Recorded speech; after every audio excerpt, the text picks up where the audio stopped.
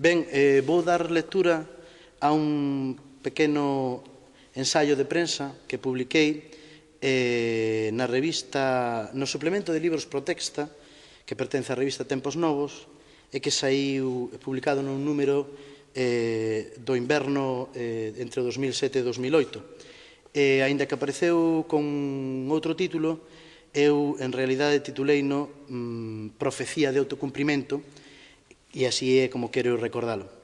E di así: o tema do celtismo é conto vello entre nós. Moito se leva por fiado sobre o asunto dende os tempos dos regionalistas ata hoxe mesmo.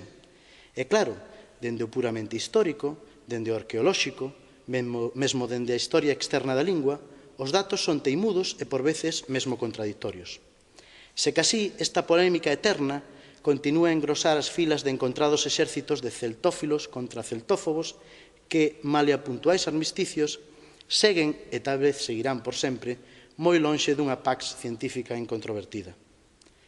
Ora ben, a literatura é fariña doutro saqueto. No eido do ficcional, a historia empíricamente contrastable, documentable, é o de menos.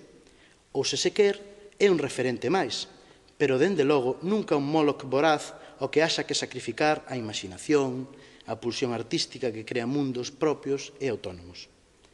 Daquela, cando Pondal e os seus seguidores da escola formalista no XIX, e logo Cabanillas, Bouza Brei e tantos outros na preguerra, e aínda os Méndez Ferrín ou Manuel María na posguerra, memoraban as xestas féridas dos fillos das tribos da Celtia, o que neles gravitaba, como nos máis recentes Manuel Vilanova, Xavier Rodríguez Baixeras, Claudio Rodríguez Fer, Ramiro Fonte ou Xavier Cordal, non era primordialmente a verificabilidade do substrato histórico que funcionou como arxila poética, senón que a súa era unha adhesión mitémica, identitaria e sentimental.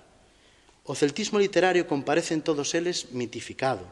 É unha lenda historia que nos creadores do XIX serviu como legado sagrado nunha procura devecida dun imaginario colectivo sólido que puidese constituirse en sinal de identidade inequívocamente diferenciador. Da súa parte, entre os nosos contemporáneos do século XX e os coetáneos deste XXI, non só exerce este papel, senón que a consciencia de poetizar, de narrar e xerar dramaturxia ou argumentar ensaísticamente verbo do universo celta é, tamén sí, unha aposta pola asunción dunha tradición socioliteraria comprometida cunha escrita simbolizada e arraigada dende hai ben tempo.